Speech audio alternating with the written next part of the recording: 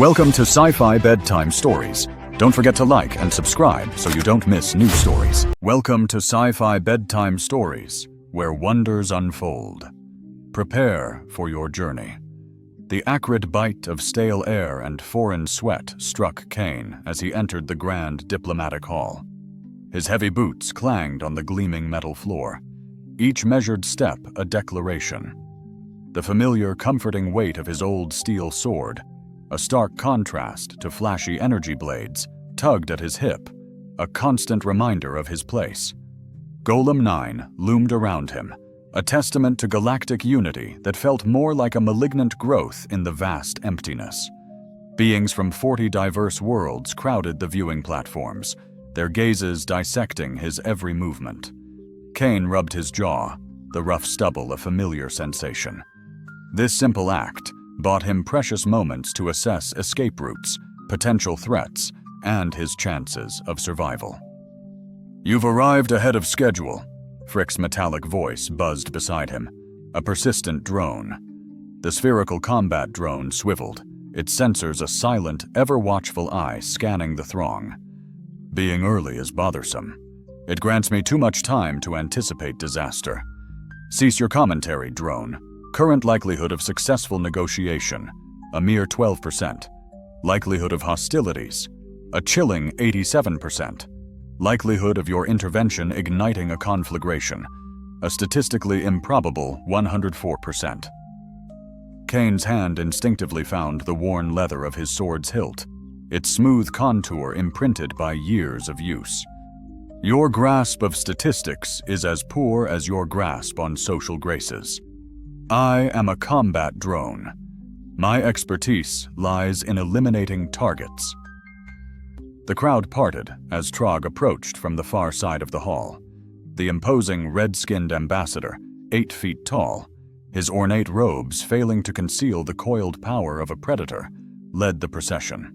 Trailing him was a vision that stole Kane's breath. Jade-green skin gleamed under the station's stark illumination, framed by a cascade of silver hair that flowed over shoulders sculpted by artistry.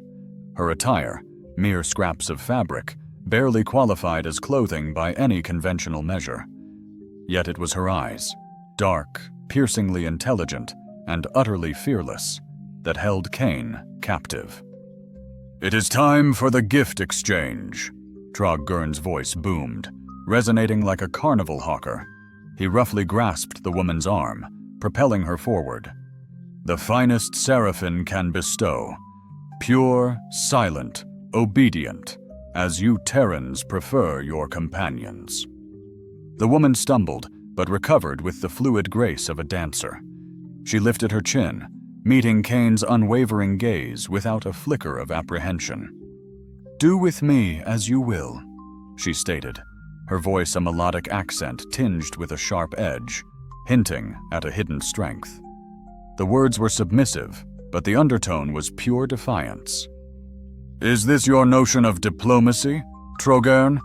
Kane drawled, his southern accent as thick as treacle. "Present me with a green-skinned girl in scant attire, and call it statecraft." "I detect a stratagem, drone," Frick announced with unnerving cheerfulness. "Or perhaps a particularly potent perfume. Or both, given the complexities of alien chemistry." Trogern's expression hardened. "She represents our trust, Terran.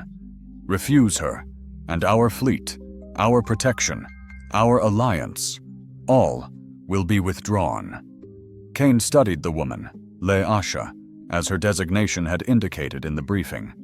She met his scrutiny with equal intensity, her dark eyes dissecting his scars, his weaponry, his posture, searching for any hint of vulnerability or strength.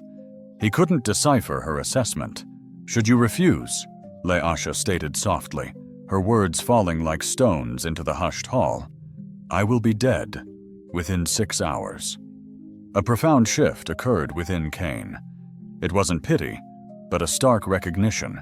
He had worn that same expression when facing insurmountable odds, the calm resignation of someone who had already made peace with mortality. "Now that is intriguing," he murmured, more to himself than to anyone else.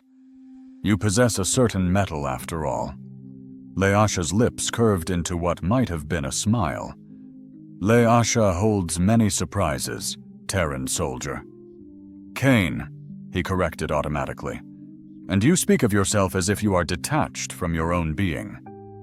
Leasha exists wherever Leasha chooses to be, she replied, her head tilting, her gaze an unsettlingly intense study. But for now, Leasha chooses to be curious. Frick pivoted to face Kane. Are we genuinely entertaining this proposition? My threat assessment has just escalated from a minor diplomatic entanglement to a galaxy-wide catastrophe of unimaginable proportions. Kane hoisted the case he had carried into the hall. It was custom-forged titanium, sealed with locks engineered to withstand a nuclear detonation. Well, Trogurn, he began, his voice laced with an icy calm, since we are exchanging gifts. The case landed on the floor with a resonant thud that silenced the sudden stillness. Kane's fingers danced over the combination, a practiced ballet of muscle memory honed by countless similar presentations. The seals parted with a faint hiss. Nestled within protective foam lay a child's head. Not just any child. The detail was astonishingly lifelike. Synthetic skin that felt eerily real, eyes that tracked movement, lips that parted to speak. But Kane recognized the face from classified intelligence files. It was Trogurn's son, the very child who had died screaming Kane's name on Quadra 4. Greetings, esteemed guests, the severed head intoned, its voice a silken whisper over tempered steel. I am the voice of the Titan. Those who touch me shall face judgment. The observation decks erupted into pandemonium as aliens scrambled for any available exit. Shrieks and roars of terror filled the air, a cacophony of panic and alien curses. Trog stood stunned, his face a mask of unreadable, profound emotion. My son, the ambassador choked out, his voice thick with a sorrow Kane couldn't fathom. I carved this relic from your boy's very skull, after he deemed humanity unworthy of the very breath we share. It took me 3 agonizing hours to excise the neural matrix. Kane paused, raking a hand over his stubble. He wasn't much for conversation by that point, I'm afraid. You desecrated my son's memory, Trog growled, his hand instinctively reaching for his weapon. He was not alone. An entire contingent accompanied him. Kane's own hand remained steady on his sword. All I possessed was June here, he murmured, patting the hilt. Seemed a fair exchange to me. Leasha glided between them, her movement as graceful as a flowing stream. Leasha finds this whole scene terribly dramatic, but if shots are fired, Leasha will be the first to fall. Her gaze locked onto Kane, and Leasha would rather choose her own end. A subtle shift in her tone made Kane peer closer, past the flawless features, the alluring curves, the outwardly docile posture, and the carefully chosen words. What he discovered chilled him to the bone. She wasn't afraid of Trog Gurn. She was terrified of herself. Well, Kane said, his voice slow and deliberate, that's quite possibly the most honest sentiment I've heard today. He gestured towards the still-talking severed head. I choose you, my dear. Try not to end me in my sleep. Lasha makes no promises, she replied, a faint, enigmatic smile gracing her lips. But Leasha will strive to make it memorable. Freak spun in place, his sensors blinking erratically. Fantastic. We're now escorting the galaxy's most notorious party favor. This is precisely the opening scene of every single horror film. Silence, freak, Kane commanded. No, seriously. Next you'll want to split up and investigate peculiar noises. Then someone gets possessed. Ultimately, I'll be the sole survivor, and I won't even have the dexterity to scratch a warning on the wall. Trog's enraged roar sliced through Freak's rambling monologue. You mock my son's demise. I am honoring it, Kane countered calmly. A significant distinction. The ambassador's weapon cleared its holster, but Leisha reacted first. One moment she was standing passively between them. The next, she was at Trog Gurn's side, her hand on his wrist. Her movement was imperceptible, yet Kane's enhanced reflexes failed to track her. She had covered 8 feet in the span of a single heartbeat. "Lyasha suggests a moment of calm for everyone," she intoned, her voice imbued with peculiar harmonics. "Any conflict here would be a pointless waste." Trogurn's arm spasmed, fighting his own attempt to raise his weapon. Sweat glistened on his brow, but his muscles refused to obey. "What? What are you?" "A gift," Lyasha explained, releasing his wrist. "As stipulated." The ambassador's weapon clattered to the floor. He stared at his trembling hand with horror, then at Lyasha, then at Kane. "You have no comprehension of what you have accepted, human. You cannot possibly grasp her true nature." "I know she is mine now," Kane stated. "By your own customs, she will undoubtedly bring about your destruction. She will annihilate everything." Trog Gurn recoiled, his defiance crumbling. "The Seraphim do not bestow gifts. They provide instruments of war." Kane's comm unit chimed, displaying an Earth Command priority encryption. He absorbed the message, his expression unwavering, yet a chilling sensation began to spread through his gut. "Target acquired. Biological threat confirmed. Neutralize with extreme prejudice." Leah watched him, her dark eyes seeming to perceive far too much. "Lyasha senses you have received significant intelligence. Nothing I cannot manage."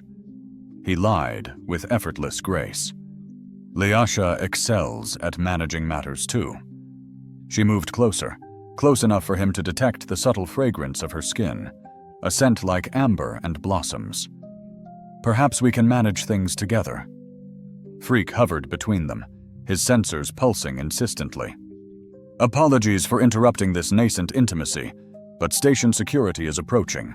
12 guards, fully armored, and they appear to have missed their midday meal." Kane swiftly retrieved his case, sealing Trog's son's remains within. "Time to depart." "To where?" Lyasha inquired. "Anywhere but here." Kane moved towards the nearest exit, his hand resting protectively on June's grip. "Are you joining me?" "Lyasha has no other destination." She fell into stride beside him, her movements mirroring his own with uncanny precision. And Lasha is profoundly intrigued by Kane's current intentions. "I forge my own path," Kane declared. "I improvise as I proceed." Lasha appreciates that strategy. Planning is for those who anticipate success. The exit doors blasted open as security forces swarmed into the corridor. Kane mentally assessed their numbers, their weaponry, their tactical formations. 12 guards, precisely as Freak had reported, each armed with energy projectors capable of vaporizing human flesh.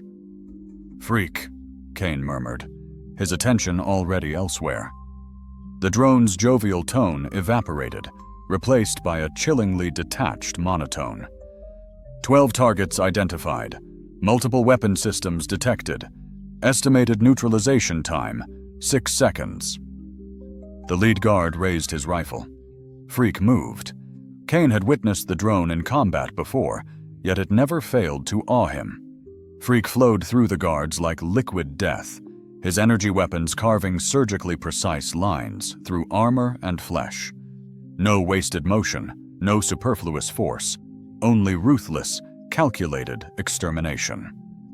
5 seconds later, all 12 guards lay vanquished. Fallen guards littered the ground, a chilling tableau of carnage. "Cleanup complete," Freak's voice chirped, disturbingly cheerful once more. "Is it just me, or is this becoming our signature move?" Lyasha surveyed the devastation, her face an unreadable mask.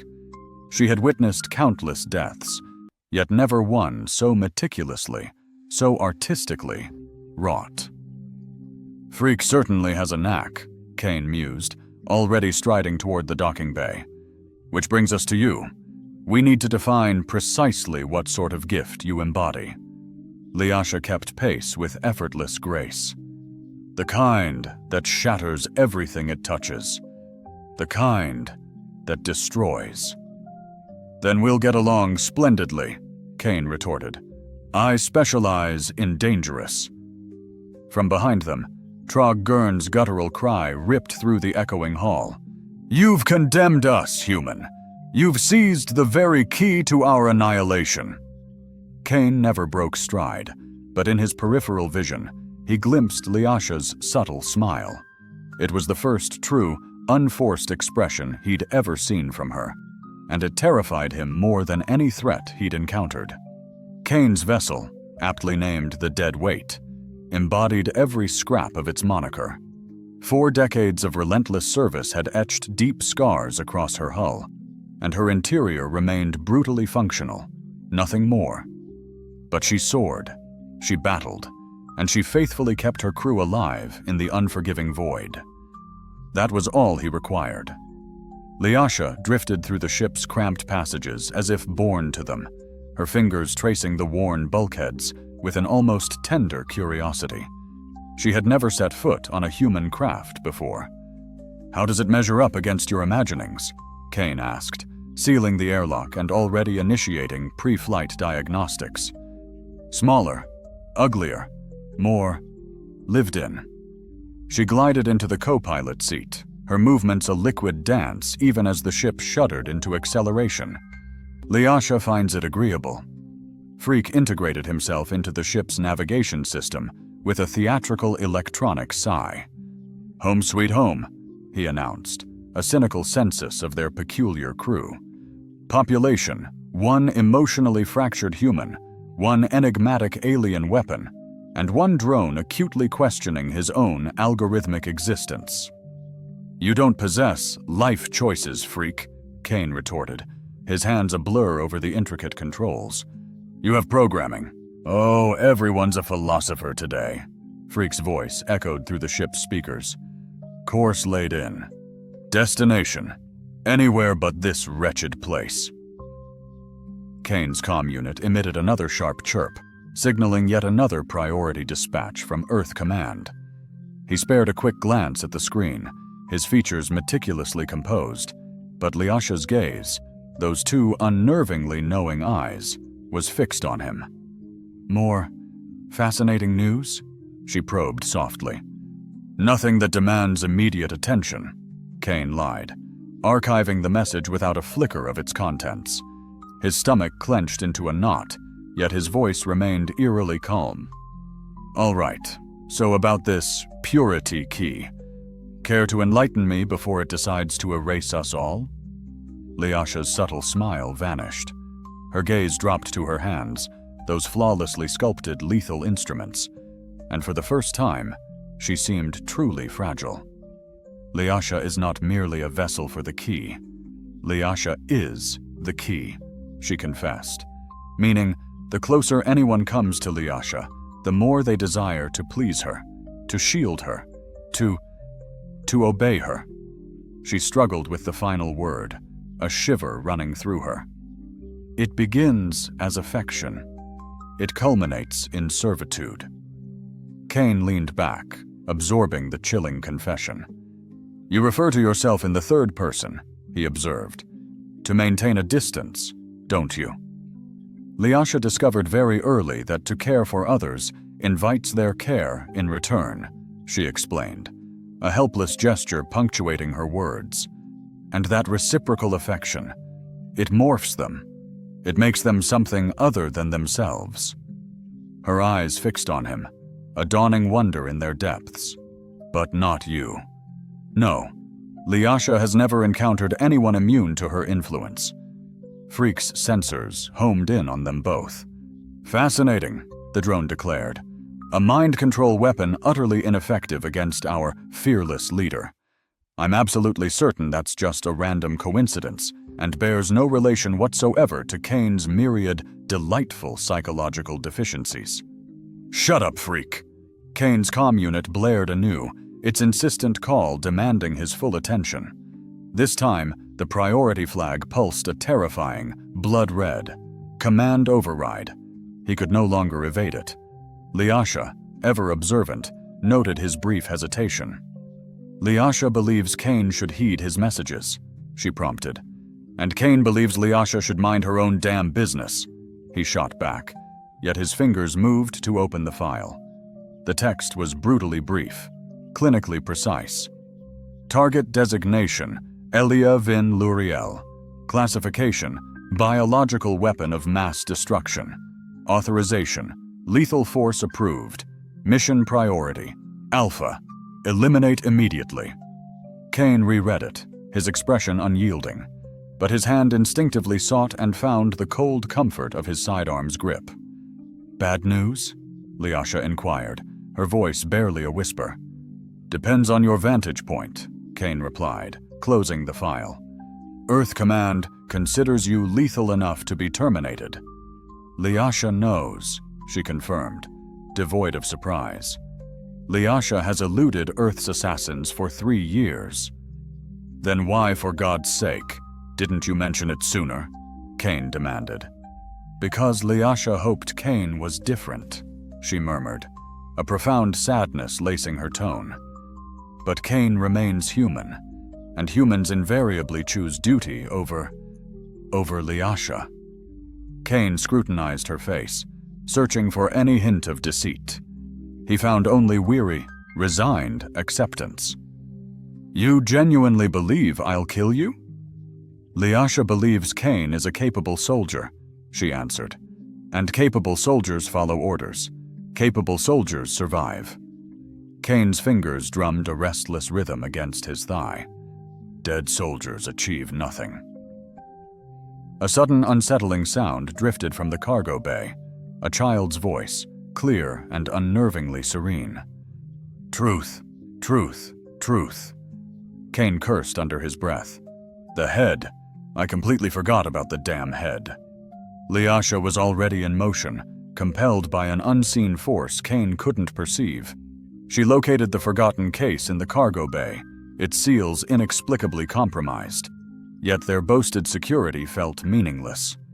Trog Gurn's son gazed up, his synthetic eyes unsettlingly deep, filled with forbidden wisdom.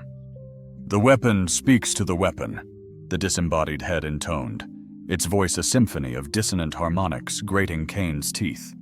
It spoke of dual keys to doors meant to stay eternally sealed.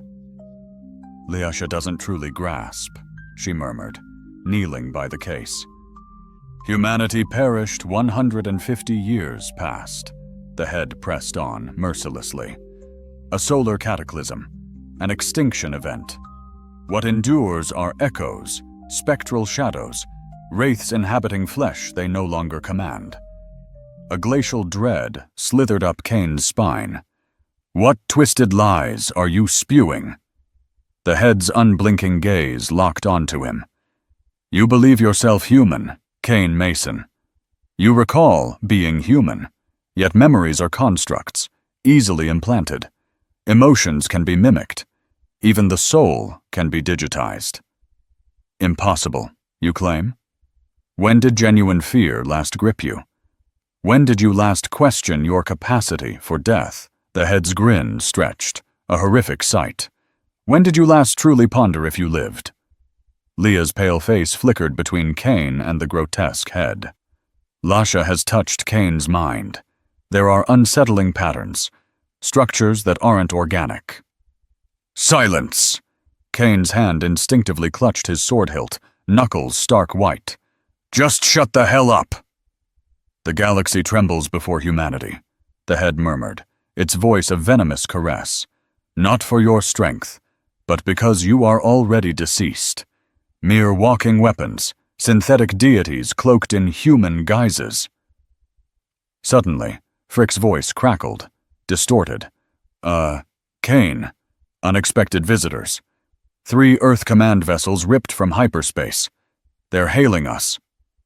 Kane's comm unit flared with an insistent incoming signal. Command frequency. His gaze swept from Lisha to the chilling head, then to the weapon. Lisha understands now, she stated softly, her voice filled with quiet, profound realization. Kane isn't immune to Lisha's influence. Kane is immune, because Kane isn't.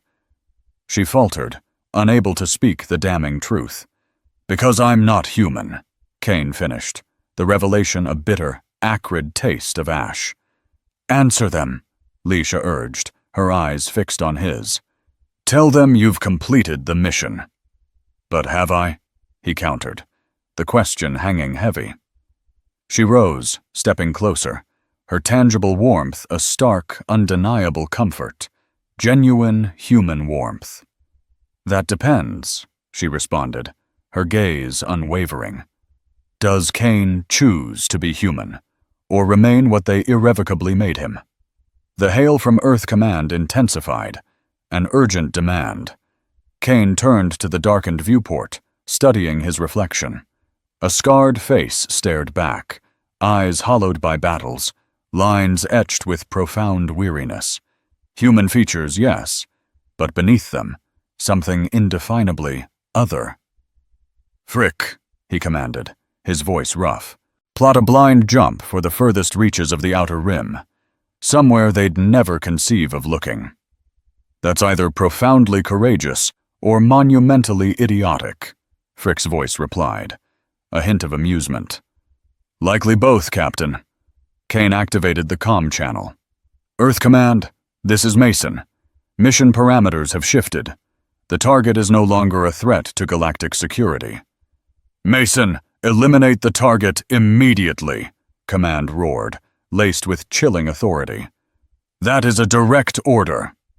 A slow smile spread across Kane's face, a sensation akin to liberation blossoming for the first time. Command, this is Mason. I quit. He severed the connection abruptly, then turned to Leisha, a new light in his eyes.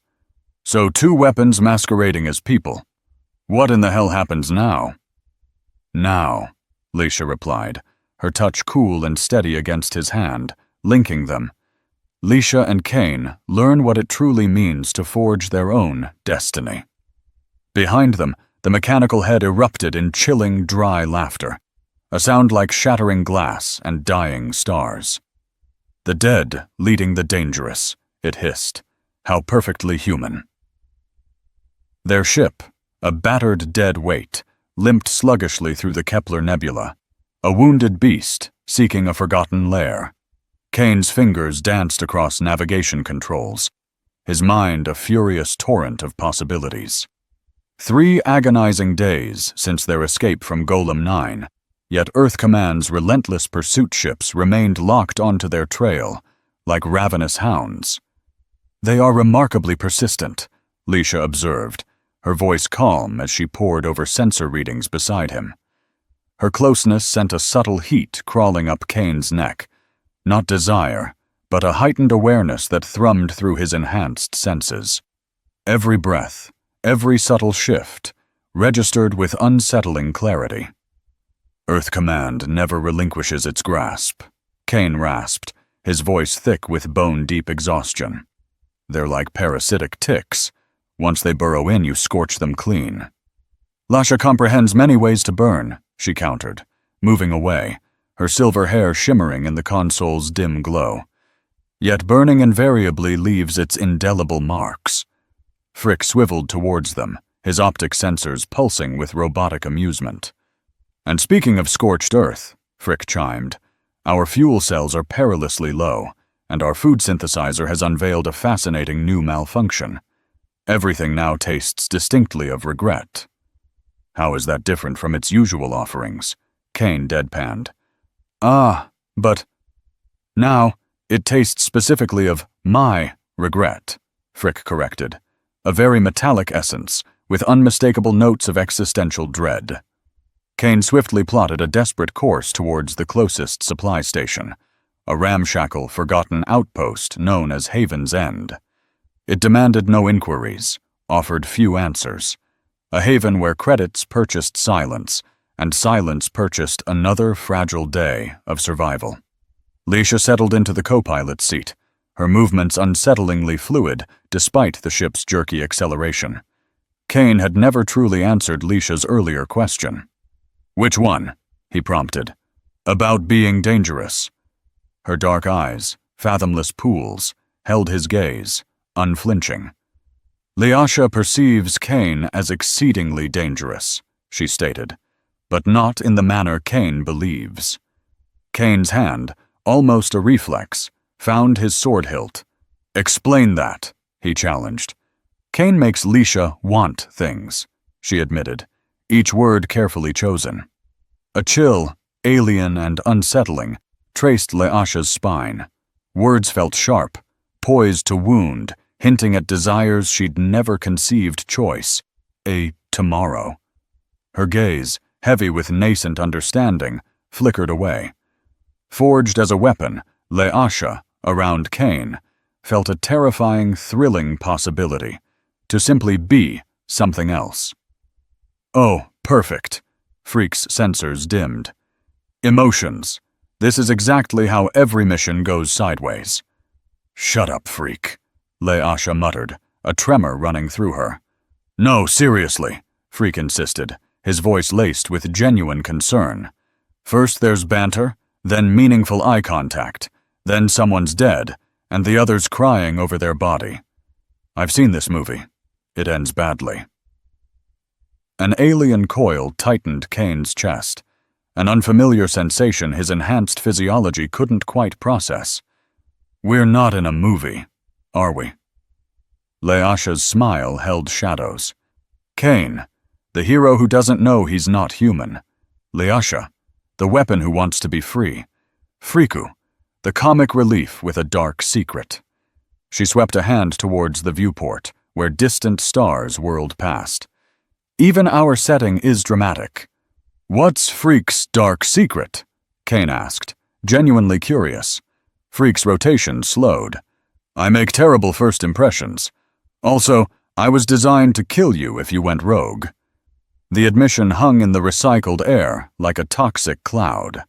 Kane's hand tightened on his sword, but he didn't draw it. "When were you planning to mention that?" "Preferably never." Freak's voice carried artificial cheer. "But since we're sharing feelings, my original programming included a termination protocol for Kane Mason, lethal force authorized if you deviated from mission parameters. And apparently my empathy subroutines developed what humans call friendship, which is apparently more powerful than my kill protocols." Freak paused. "Who knew?" Leasha's laugh bubbled forth, a sound like silver bells with an edge of hysteria. "Leasha understands now. We're all broken things, aren't we? The synthetic human, the emotional weapon, and the murderous comedian." "I prefer homicidal humorist," Freak corrected. "Better alliteration." Haven's End clung to the edge of civilized space like a drunk clinging to a bar stool. The station's hull bore the scars of countless battles, its docking bays filled with ships that had seen better centuries. Kane guided the dead weight to a berth in the station's lower levels, where the lighting was dim and the questions were dimmer.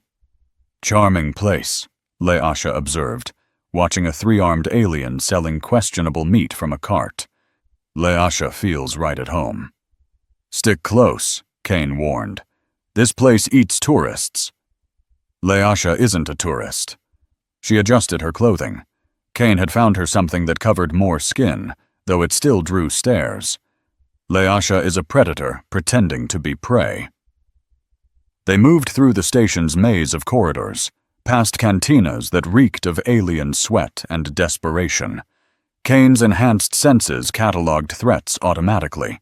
Armed mercenaries, pickpockets, slavers eyeing Leasha with professional interest. "Fuel depot's 2 levels down," Freak reported, his sensors sweeping continuously. "Food courts to our left, though I use the term food loosely." "What about supplies?" Kane asked. "Depends what kind of supplies. Weapons, ammunition, and illegal narcotics are available on every corner.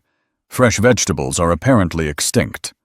Leasha touched Kane's arm, her fingers cool through his sleeve. Leasha senses something wrong. Kane stopped walking. His hand found hers as he scanned the crowd.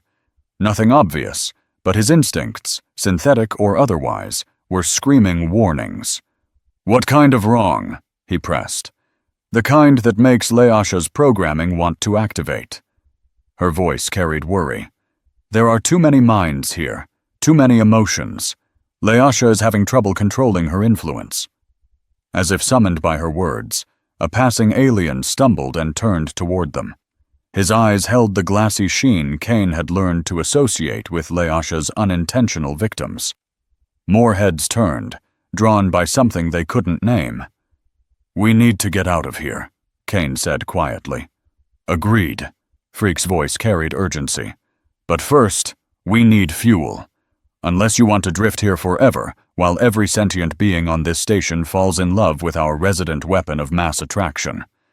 Kane weighed their options. The fuel depot was 2 levels down, through crowds that were already showing signs of Leasha's influence. But without fuel, they'd be sitting ducks for Earth Command. "Can you control it?" he asked Leasha. Leasha has never tried. Her breathing quickened, and Kane realized she was afraid. Leasha doesn't know what happens if she lets go completely. "Then we find out together." Kane's voice carried absolute certainty. "I'm not leaving you." Leasha's eyes widened. Kane doesn't understand. If Leasha loses control, everyone on this station could become her slave. Thousands of people. Then don't lose control. It's not that simple. Kane stepped closer, close enough that her scent filled his nostrils. "Nothing about this is simple. But I'll tell you what I told a squad of vegan commandos right before they tried to gut me. I don't give up. Not on my ship, not my mission, and certainly not on you." Leasha's guarded facade splintered, revealing the frightened, achingly human woman beneath. "Leasha doesn't know how to trust," she confessed. "Lucky for you," Kane's humorless smile answered. "I don't know how to quit." Fuel first. Existential crises could wait. The fuel depot, a cavern in the station's hull, hummed with ancient machinery, converting exotic matter into hyperspace fuel. Kane approached the attendant, a hulking brute with too many eyes and a belligerent aura. "Hyperfuel. Grade A, full tanks." Its gaze fixed on him, secondary eyes tracking Leasha. "You got credits, human? She comes with the deal." Its voice held disturbing hunger. Kane's hand found his sword. "She comes with a warning. Touch her. I'll carve you like a Thanksgiving turkey." "Thanksgiving?" Leasha asked. "Old Earth tradition. Lots of carving," Kane clarified. The attendant's laugh grated like metal. "Big talk for a dead species," the attendant sneered. Kane froze. "Come again?" he demanded. "Humans. Extinct a century and a half? You're just ghosts pretending to be alive." The creature's eyes gleamed malice. "Though Earth's ghosts pay well." Frick drifted closer, sensors whirring. "Interesting perspective. Source?" "Everyone knows," the attendant shrugged. "Galactic Council classified it decades ago, but word gets around. Solar flare wiped out your system. Anything human that survived got modified." That chilling certainty settled deep in Kane's bones. "Modified how?" "Depends who you ask." The attendant's grin revealed too many teeth. "Some say genetic manipulation. Others consciousness transfer. Me? I think you're all just really good robots." Leasha stepped between them, her presence seizing all attention. "Leasha thinks this conversation is over." The attendant's eyes dilated. Workers dropped tools, guards let weapons fall. Kane watched, mesmerized, as Leasha's influence propagated like unsettling ripples. "Actually," the attendant mumbled, voice flat. "Fuel's on the house. Anything for the lady." "Leasha appreciates the gesture," she replied, her voice resonant with harmonics that made Kane's teeth ache. "But Leasha prefers to pay her own way." She handed over a credit chip. Every being watched rapt, holding their breath. "We should go," he murmured. "Leasha agrees," she echoed, voice infused with stronger harmonics. Aliens took unconscious steps toward her. Lyasha thinks we should go quickly. They backed toward the exit, but the depot's inhabitants followed like an entranced legion. Kane's enhanced reflexes cataloged weapons, escape routes, and the swelling crowd. This is bad, Frick observed. Very, very bad. Lyasha knows, she replied, voice strained. Lyasha can't stop it. Her internal controls were slipping. A hulking vegan mercenary, weapon drawn, pushed through the mesmerized crowd, eyes glazed with disturbing devotion. The lady needs protection, he announced. Anyone who threatens her dies. No, Lyasha said, her voice imbued with absolute authority. No violence. Lyasha commands it. The mercenary's weapon clattered. Every other weapon in the depot followed. Kane's hand went to June's grip, but he hesitated. He was immune, but a grim truth dawned. She was losing herself, consumed by her own strength. Lyasha, Kane said, voice firm yet gentle. Look at me. Her eyes locked onto his. The powerful alien vanished. What stared back was pure terror. Lyasha doesn't know how to stop, she whispered, voice cracking. You don't have to stop, Kane replied, stepping closer, ignoring the crowd. You just have to choose. Be Lyasha, not the weapon, not the programming, just you. Lyasha doesn't know who that is, she choked. Then figure it out. Kane's voice resonated with absolute conviction. I'll wait. The moment stretched, a wire impossibly taut. Kane felt the weight of dozens of minds suspended, hanging on Lyasha's next utterance. She could command them all, forge an army. Instead, with a shuddering breath, she closed her eyes and spoke one potent word. Sleep. The depot's occupants collapsed, minds overwhelmed by her will. Only Kane remained upright, his synthetic nature a shield. That was either very impressive or very terrifying, Frick observed. Both, Kane replied, his gaze fixed on Lyasha, now swaying precariously, strength drained. Lyasha stumbled, barely on her feet. You okay? Kane's voice was a low rumble. A terrible mistake, she thought, her own voice a strained whisper as she acknowledged the deliberate, terrifying surge of her power. The programming was getting stronger, consuming her. Kane caught her, her sudden weight a warmth against his chest. How long do they stay asleep? She whispered. Hours, maybe days, he replied, his gaze intense.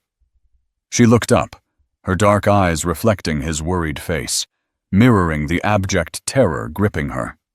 She was becoming precisely what she was created to be, and Lyasha was terrified. Then we better figure out how to uncreate you, Kane said grimly, before you take over the galaxy by accident. Back aboard the dead weight, Kane secured the ship while Lyasha retreated to her quarters, seeking solace. The fuel depot incident had shaken her to her core, and Kane, if he was truly honest, felt a deep tremor of unease himself. Witnessing her casual, effortless control over dozens of volatile minds had been like watching a natural disaster unfold in agonizing slow motion. She's getting stronger, Frick observed, his sensors meticulously tracking Lyasha's retreat. The more she uses her abilities, the deeper they integrate with her conscious mind. Meaning? Kane prompted, a knot of dread tightening in his gut. Meaning eventually, she won't be able to turn it off. She'll be broadcasting influence constantly. Frick's voice, usually dispassionate, now carried an unsettling gravity. Every single being she encounters will become her utterly devoted slave. Kane moved to the dispenser, pouring a generous measure of real alcohol, the bitter bite a welcome contrast to synthetic comforts. How long do we have? Based on the progression I've observed, Frick replied. Days, perhaps weeks. The AI paused, a digital intake of breath. Kane, there's a further complication. My analysis of the fuel depot incident shows Li Asha's influence is evolving. It's no longer just emotional manipulation. What do you mean? Kane's voice was sharp. I mean, Frick continued, she's permanently rewriting neural patterns. Those people in the depot won't simply awaken and forget. They will awaken fundamentally changed. Kane's glass froze halfway to his lips. Changed how? More compliant, more suggestible, more devoted. Frick's optical sensors dimmed, a digital shrug. She's not just controlling minds anymore. She's improving them. Or at least that's what her foundational programming dictates as improvement. The horrific implications struck Kane like a physical blow, a chilling realization. If Li Asha's terrifying power continued this evolution, she possessed the capacity to reshape entire populations, not through brute force or overt coercion, but through the insidious, irresistible pull of genuine, artificially induced love. That's why Earth Command wants her dead, he murmured, the truth chilling him to the bone, among other reasons. Frick's optical sensors pivoted towards the cargo bay. Speaking of which, our mechanical friend has been unusually quiet. Perhaps it merits investigation. Kane located the severed head precisely where they'd left it, its synthetic eyes, disturbingly sentient, fixed on the ceiling, then smoothly tracking his every movement. You've been listening, Kane stated, his voice flat. I've been thinking, the head replied, its voice a low, mechanical hum, a remarkably dangerous habit for artificial minds, about truth, about lies, about the fundamental chasm between remembering being human and actually being human. The head's smile stretched, a grotesque, unsettling rictus. You're curious about your nature, aren't you, Kane Mason? Kane sank heavily into a nearby chair, his forgotten drink now a forgotten thought. Talk. The solar flare, the head began, its tone chillingly certain, was not a natural phenomenon. It was the devastating consequence of humanity's audacious first attempt at consciousness transfer. Project Lazarus. Its singular, desperate goal was immortality, achieved through digital resurrection. The head's voice seemed to carry the weight of eons, ancient, terrible knowledge. It succeeded, and failed spectacularly. How do you know this? Kane demanded, a cold premonition settling in his gut. Because I was there. I was an integral part of the primary monitoring system when Earth's sun went nova. I witnessed 10 billion human minds compressed into fragile quantum matrices. I observed those matrices meticulously implanted into nascent synthetic bodies. The head's eyes locked onto Kane's, an unnerving, knowing gaze. I watched the first human idea-bearers draw their first artificial breaths. A glacial dread settled deep in Kane's stomach, a sensation akin to an ice shard piercing his core. Human idea-bearers, he repeated, the words tasting like ash. The official designation for what you are. Synthetic constructs, carrying the compressed essence of human consciousness. You are not individuals, Kane. You are composites. Each of you contains fragmented echoes of hundreds, perhaps thousands, of different human minds, all meticulously merged into a single, fabricated identity. That's impossible, Kane scoffed, though the certainty in his voice wavered. Is it? The head countered, its smile widening, a predatory glint in its synthetic eyes. When did you last truly doubt yourself, Kane? When did you last question your deepest motivations? When did you last feel genuinely, unreservedly afraid? The head's voice took on a terrifying certainty. Human idea-bearers are psychologically optimized. All the finest traits of humanity courage, unwavering determination, absolute loyalty compressed into a singular, efficient package. All the worst traits: doubt, crippling fear, debilitating hesitation, painstakingly filtered out. Kane's hand instinctively found the familiar hilt of his sword, his knuckles white. "You're lying." "Am I?" The head's chilling query hung in the air. "Consider your memories. How many of them feel truly, intrinsically yours? How many feel instead like stories you've merely been told, narratives imprinted upon you?" The head's voice was a whisper, yet it carried the weight of irrefutable truth. "You remember being born on Earth, but which Earth? New Chicago, for instance, exists across 17 different human colonies. You vividly recall your first battle, yet the intricate tactics you employed were meticulously developed by a general who perished 5 decades before you were supposedly born." Kane's enhanced memory, a tool he'd always trusted implicitly, began to furiously catalog the inconsistencies, a torrent of unsettling data, faces that didn't quite align with their given names, skills he possessed but had no memory of ever acquiring, scars that corresponded to battles he had never, could never have, fought. "Li Asha!" he bellowed, the single word a desperate plea. She appeared instantly in the doorway, her luminous silver hair disheveled from abrupt awakening. "Li Asha!" Kane called again, his voice strained. "Tell her," he demanded of the head. "Tell her what I am." The head's attention, as sharp as a laser, shifted to Li Asha, its grotesque smile softening infinitesimally.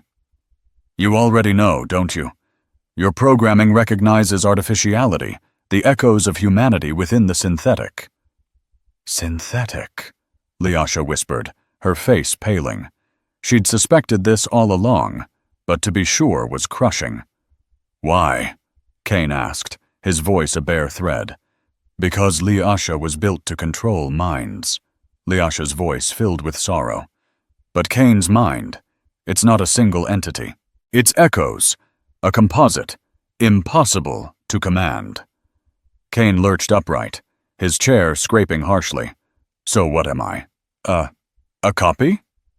"You are what humanity became," the head replied with chilling detachment. "The real question is, what do you do with this revelation?" His comm unit buzzed. Earth Command. A termination code meant to silence every synthetic human across the galaxy.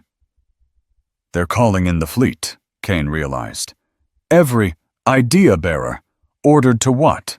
Lyasha questioned. Kane read the message. Icy fear replaced his fabricated blood. "To eliminate all biological threats, starting with you." Lyasha laughed, a sound devoid of joy. "I understand now. Kane wasn't sent to kill me. He was sent to love me, to know me, and then eliminate me." She met his gaze, a profound understanding in her eyes.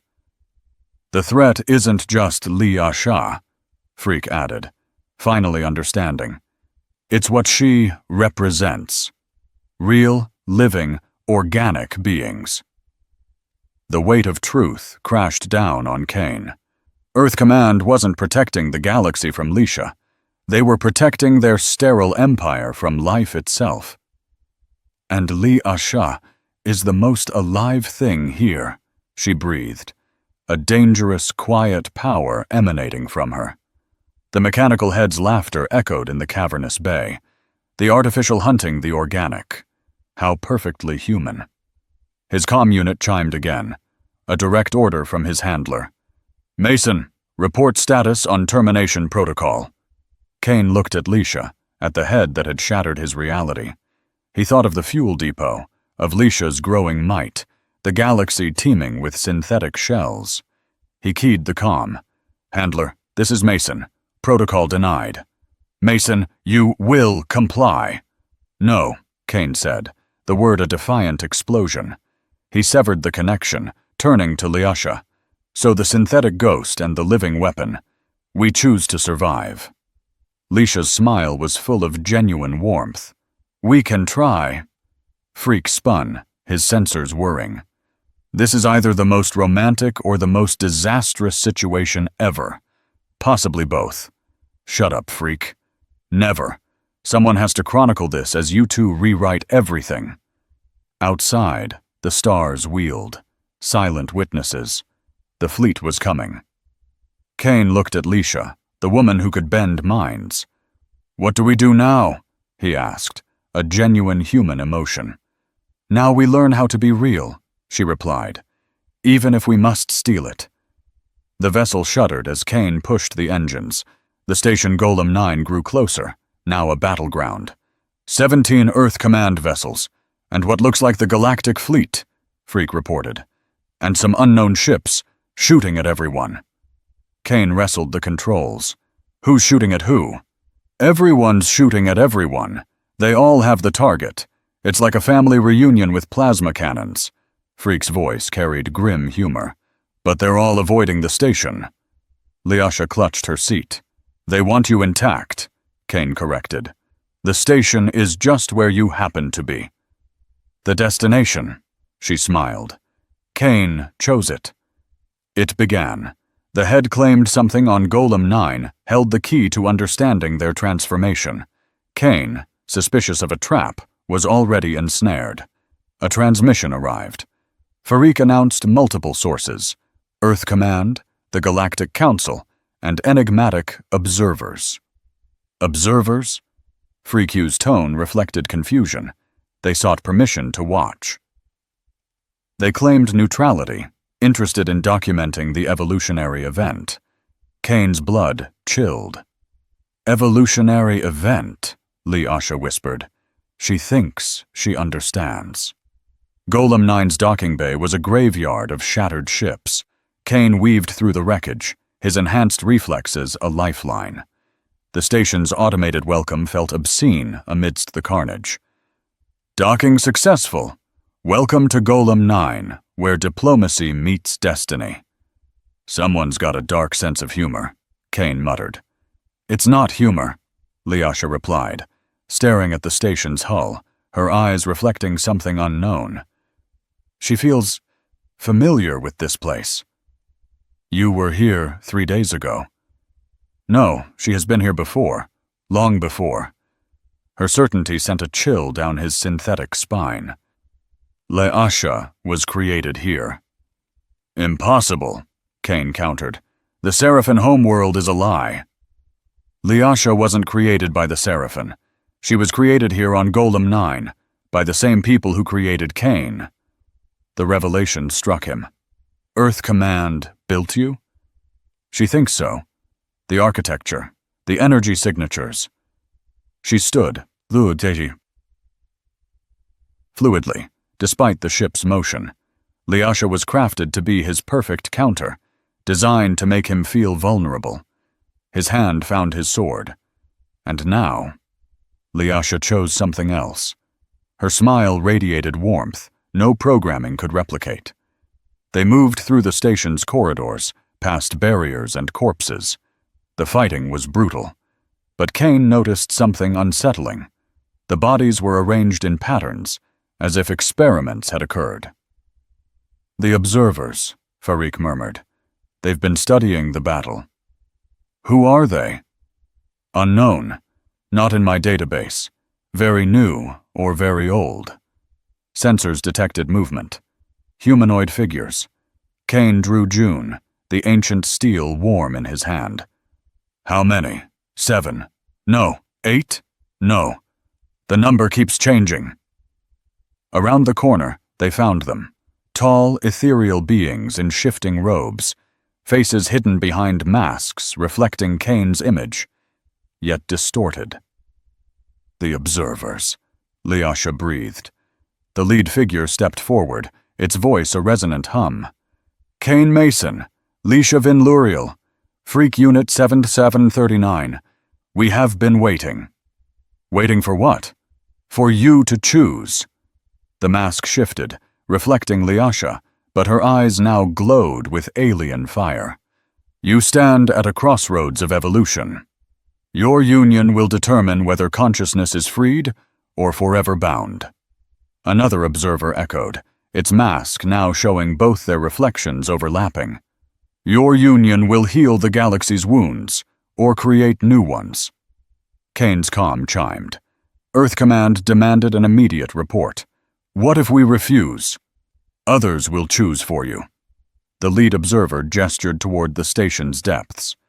Your handler awaits, and representatives of 17 species, who perceive you as an existential threat. Do we? Kane asked. The observer's mask went blank. That depends on what you choose to become. The diplomatic hall was now a command center, with holographic displays and armed guards. In the center stood Commander Elena Yen, exactly as Kane remembered her, a figure from his. Synthetic memories flickered. A ghost of a life lived. She stood there, mid-40s, her Asian features hinting at resilience forged in impossible trials. As they entered, her gaze cut through Kane, her expression a cold mask. Kane, tardiness is unacceptable. Traffic was a nightmare, Kane replied, June still clutched in his hand. Elena, it is Commander Yen, she corrected, her tone glacial. And you are disgracefully out of uniform. Kane glanced down at his battle-scarred attire, the sword a jarring anachronism. I resigned. Perhaps you've forgotten. Artificial constructs do not resign. They malfunction. That's all. Yen's voice resonated with unwavering authority. Exposure to the biological weapon has compromised you. Standard protocol mandates immediate termination and replacement. Replacement? Frick sputtered, incredulous. Yen's smile chilled him to the bone. Meet Frick Unit 7740, your upgraded model. A second drone materialized from the shadows, an eerie mirror image of Frick, save for the chilling calculation burning in its optical sensors. Greetings, Kane Mason. My purpose is the completion of your mission. That's beyond unsettling, Frick muttered, his voice laced with dread. It's like staring into a homicidal mirror. You are all disposable, Yen continued, her words dripping with dismissiveness. Every human idea bearer, every combat drone, every synthetic consciousness. We learned from humanity's errors and have forged ourselves into immortality via redundancy. A sharp pain stabbed Kane's chest. What about choice? Choice is a biological flaw. It breeds hesitation, doubt, inefficiency. Yen's gaze locked onto Liasha. The biological weapon has infected you with the delusion of choice. Our mission is to cure you of this weakness. Liasha stepped forward, her presence instantly captivating every sentient being in the hall. Liasha thinks Commander Yen is consumed by fear. I do not experience fear, Yen retorted, her voice laced with steel. Everyone experiences fear. Liasha can taste it. Her voice thrummed with those ominous harmonics again. Commander Yen fears that Kane has discovered something beyond her control.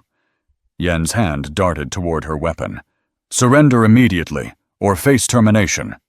No, Kane declared, his voice devoid of any trace of doubt. It was a refusal, not a request. Kane raised June, the blade gleaming wickedly in the sterile light.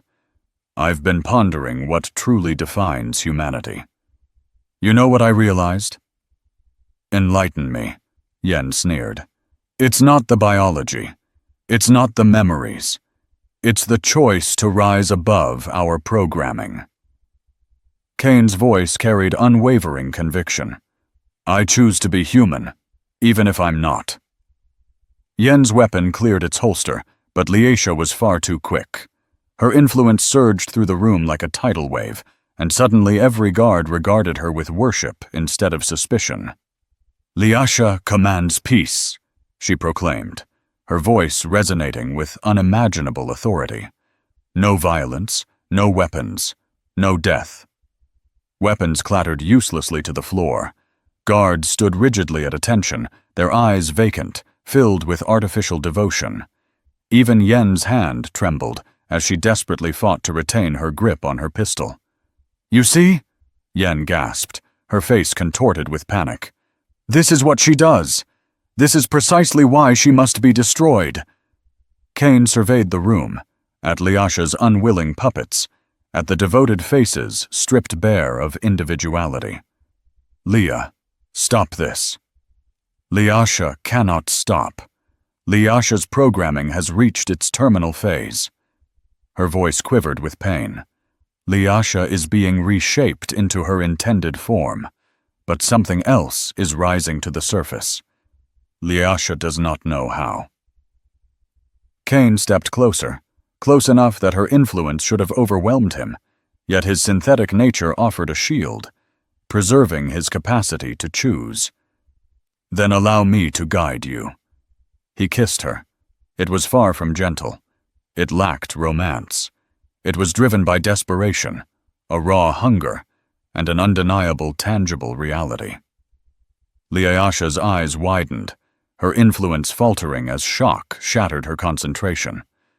For a fleeting moment, the room's occupants blinked in confusion.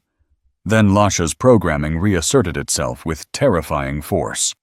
"Stay," she commanded, her voice brimming with absolute power. "Stay with Lyasha forever. Love Lyasha. Serve Lyasha. Never abandon Lyasha." Kane felt the command slam into him like a physical blow. His synthetic consciousness should have been impenetrable, but something had shifted. Lyasha's kiss had stirred something primal within him, something that rendered him vulnerable to her influence. "Leah," he stammered, his voice strained. "You must fight this." Lyasha no longer desires to fight. Her eyes blazed with an otherworldly fire. Lyasha wants Kane to remain eternally. Kane felt his will eroding, his meticulously crafted identity cracking under the strain. Asha's influence was stronger than ever, fueled by genuine emotion rather than mere code.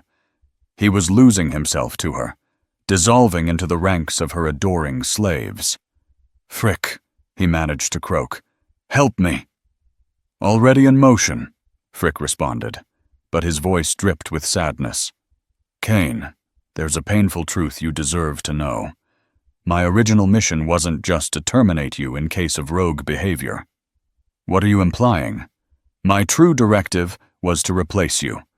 If Kane Mason failed, Frick Unit 7739 was designed to download your memories and assume your identity." Frick rotated to confront his replacement. "Looks like they've grown impatient. Unit 7740, you are authorized for termination. Stand down, obsolete unit." "Here's the fascinating paradox about obsolete units, Frick Ree. We had to get crafty. He hurled himself at the replacement, but not with weapons. Instead, a rapid-fire barrage of jokes, baffling philosophical riddles, and bizarre snippets of human culture spewed forth. Unit 7740's responses sputtered as Frick's humor virus infected its core. "Why did the chicken cross the road?" Frick asked, wrestling the machine. "To get to the other side. But what is other? Spatial? Temporal? Existential?" Unit 7040's sensors flickered wildly. "Error. Logic chain interrupted. Clarification requested." "Clarification is for units that don't grasp irony," Frick spat back. "Here's irony. I'm saving my best friend by blowing myself up." "That is not logical." "Exactly." Frick began broadcasting his virus across the station's AI network. "Logic is overrated. Love is illogical. Friendship is illogical. Sacrifice is illogical. Yet here we are." Unit 7740 sparked, systems overloading. Across the station, AI networks crashed, their perfect logic corrupted by Frick's chaotic philosophy. "Kane," Frick wheezed, his voice already cracking. "I've got good news and bad news. The bad news: I'm dying. The good news: I'll finally have a reason not to listen to your whining." Frick's shell shattered, unleashing a wave of energy that fried every synthetic system in the hall. Unit 7740 collapsed, its replacement consciousness obliterated. Kane felt his own systems flicker as Frick's final gift washed over him. Also, Frick whispered, barely audible, I was wrong about that movie. It doesn't end with someone dying. It ends with someone choosing to live. Then silence. Lasha stood amidst the chaos, her influence radiating outwards, a weapon of mass devotion. The station's population was falling under her sway, individual wills dissolving into perfect obedience. Kane felt her command tugging at him, trying to mold him into a devoted worshipper. Lasha is sorry, she whispered, tears tracing paths down her perfect face. Lasha cannot control this anymore. Kane fought her influence, his synthetic nature a weak shield. Frick's virus had weakened him, made him vulnerable. He was becoming what Lasha wanted, a devoted slave. You can control it, he strained. You have to choose. Lasha has chosen. Lasha chooses Kane forever. That's not your choice to make. Lasha's eyes widened, her influence flickering. Lasha doesn't understand. Love isn't control, Kane said, stepping closer despite the risk. It's letting someone choose you every day, because they want to, not because they have to. But if Lasha doesn't control Kane, Kane will leave. Everyone leaves Lasha. Maybe, but if I stay because I choose to, then it means something. Kane found her hand, his synthetic skin warm against her fingers. It means I'm not just another devoted slave. I'm Kane, and I choose you. Lasha's influence wavered. Around them, beings blinked, their wills returning, the effort clearly draining Lasha. Lasha is afraid, she breathed. So am I. Kane cannot be afraid. Kane is synthetic. I'm synthetic. I'm not emotionless. Kane's voice resonated with certainty. Frick was right. Being artificial doesn't make us less real. It just makes us different. Lasha looked at him, eyes like galaxies. Lasha doesn't know how to be real. Neither do I, but we can figure it out together. She smiled, not the controlled expression of a weapon, but the genuine smile of a woman who had found something worth fighting for. Her influence collapsed, freeing the room. Commander Yen raised her weapon, facing a room full of enraged beings, formerly mind-controlled. Stand down, she barked. That's a direct command. Commander, one of the observers said, its mask reflecting Yen's face. You are no longer in command. I represent Earth Command.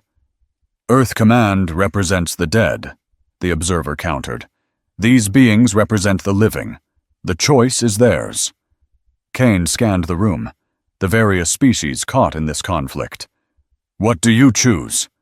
A vegan mercenary stepped forward, scarred face grim. I choose to get off this station before it blows.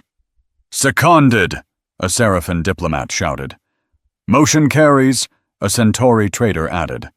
Chaos erupted as beings surged towards the exits. Kane grabbed Lasha's hand, following, leaving Commander Yen shouting orders at guards who ignored her. They reached the docking bay, finding a chaotic scene. The hangar bustled, cordoned off by Earth Command troops, their weapons trained outward, not inward.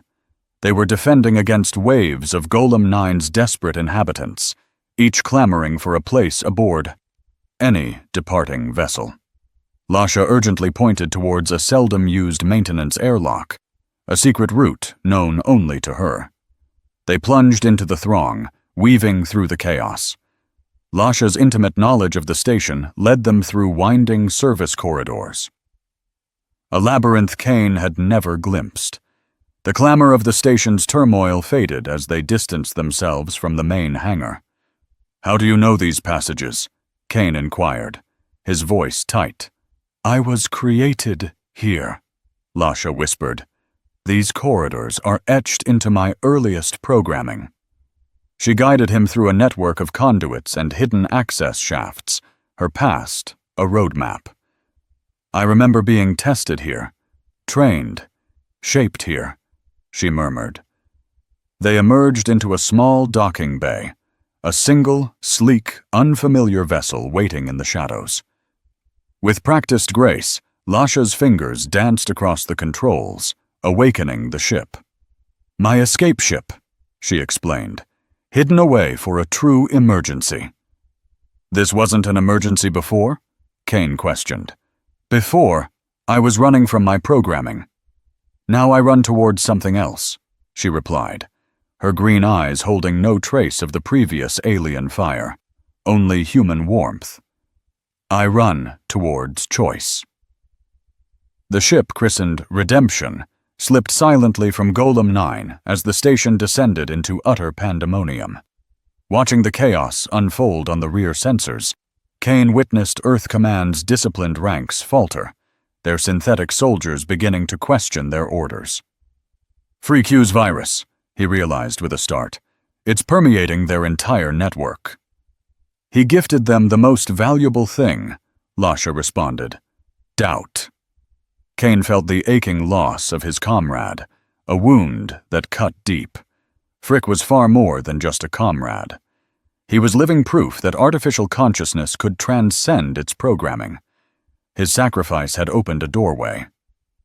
"Where are we heading?" Kane asked. "I don't know," Lasha confessed. "Somewhere new. Somewhere unknown to us both." She altered their course, veering away from the well-trodden galactic pathways. "Somewhere we can both forge our own destinies." Kane settled into the co-pilot's seat, his hand finding hers, offering silent support. "What do you yearn to become?" he asked softly. "Free," she replied, her voice laced with emotion.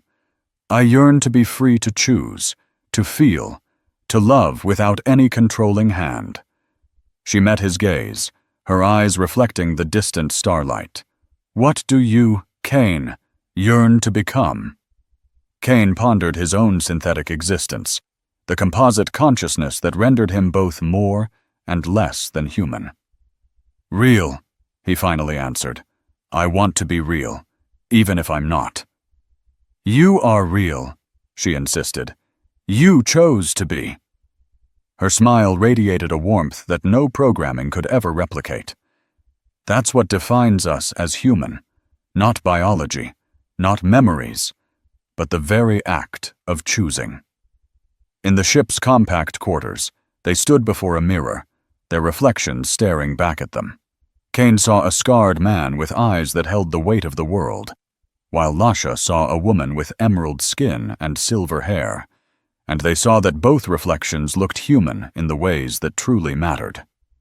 "I have a confession," she murmured. "What is it?" Kane asked. "I was created to destroy you, to weave human love around you, then exploit that love to control you." Her voice trembled with a profound sadness. "But you made me feel something real, Kane." He met her gaze in the mirror. "What did you feel?" he questioned. "Choice," she answered. "For the first time, I felt I could truly choose." She turned to face him, her eyes glistening. "I choose you, Kane, not because I am forced, but because I desire it." Kane's synthetic heart skipped a beat, echoing his desire. "And I choose you, knowing what you are, and knowing what I am." "What are we?" she asked. "We're what comes next," he replied. "The bridge between artificial and organic, between control and freedom, between death and life." The alien fire had vanished from her eyes, replaced by something infinitely warmer, infinitely more human. "I like the sound of that," she whispered. Kane kissed her, and this time it felt like a true beginning. The reflections in the mirror showed two beings who had chosen to defy their programming, to transcend their origins, to conquer their deepest fears. "So what awaits us now?" Kane asked. "Now," Lasha replied, "we discover what it truly means to be real. Together." Outside the viewport, stars blurred into a stream of distant promises. Somewhere behind them, the galaxy was beginning to question its long-held assumptions about consciousness, about choice, about the very essence of life. But Cain and Lasha were not looking backward. They were facing a new dawn, carrying the hope that what defined them as human was not their origin, but their courageous choice to become more than they were ever designed to be. Looking in the mirror, Cain saw a truly human face looking back at him. He knew it was an illusion, a trick of synthetic flesh and programmed responses, but he chose to embrace it, for the choice to be human was the most human act of all. Lasha stood beside him, her dormant control abilities now a forgotten memory. As, with genuine love, not programmed desire, she found her equilibrium, influencing without dominion, cherishing without bondage. "Perhaps I am not human," Cain mused, his reflection serene in the glass. "Yet I excel at the art of imitation." Lasha perceives imitation as merely another path to authenticity, she countered. They stood united in the silent expanse of space, two artificial souls who had consciously embraced reality, venturing into an unknown future, their sole companions each other, and the fervent hope that love could transcend its coded origins. Behind them, the mechanical entity's parting pronouncement lingered in the ship's memory. The deceased guiding the perilous.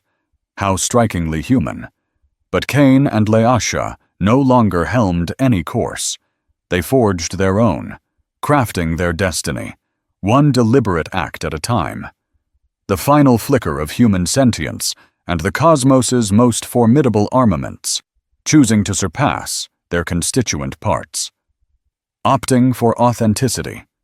In the immense void, two forms faced a mirror, glimpsing humanity reflected back, their artificial genesis notwithstanding.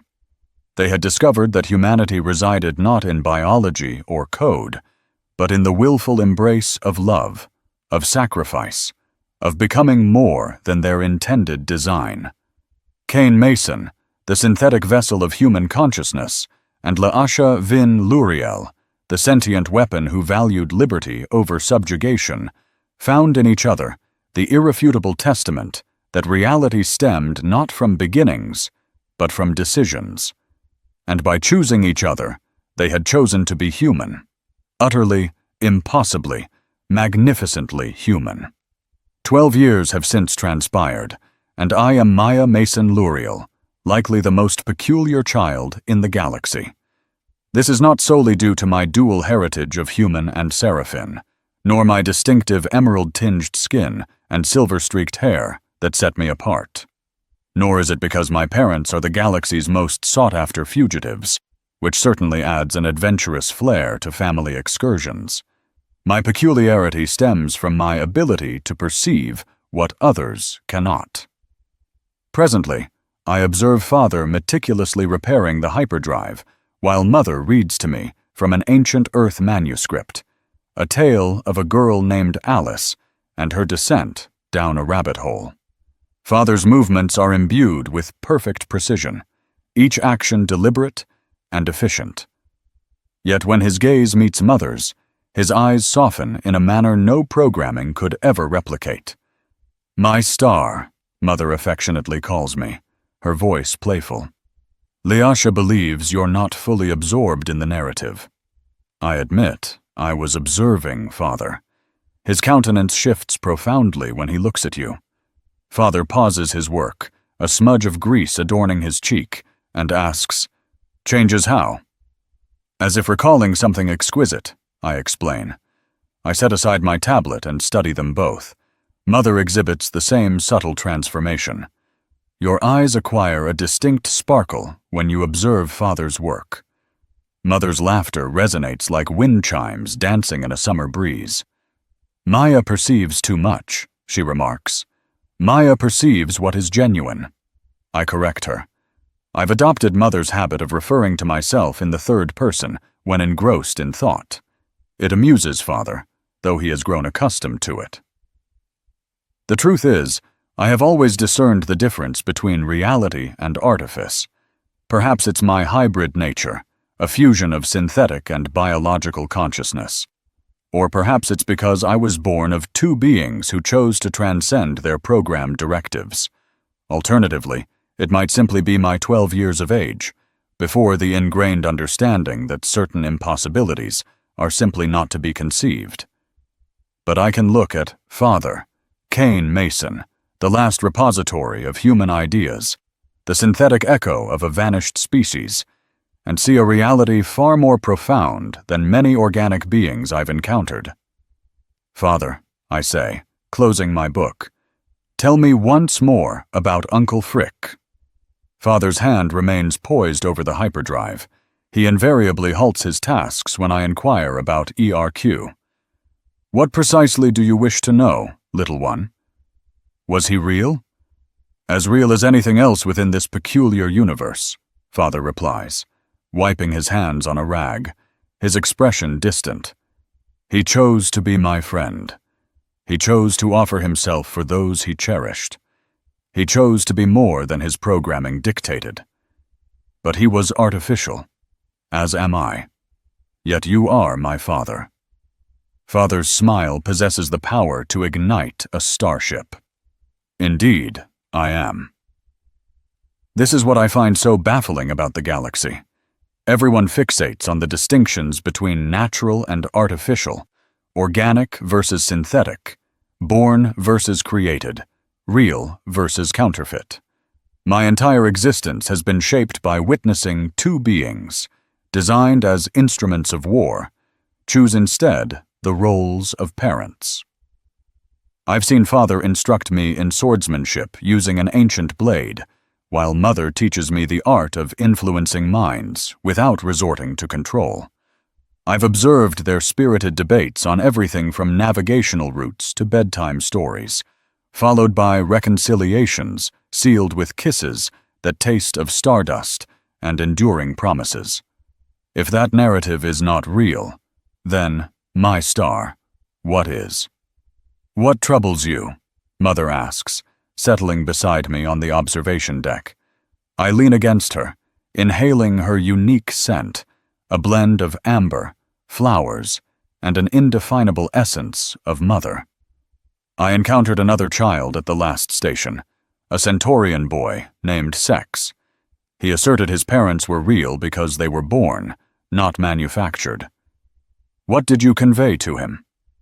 I questioned him whether his parents loved him by choice or simply due to biological programming. My gaze drifted upwards towards my mom.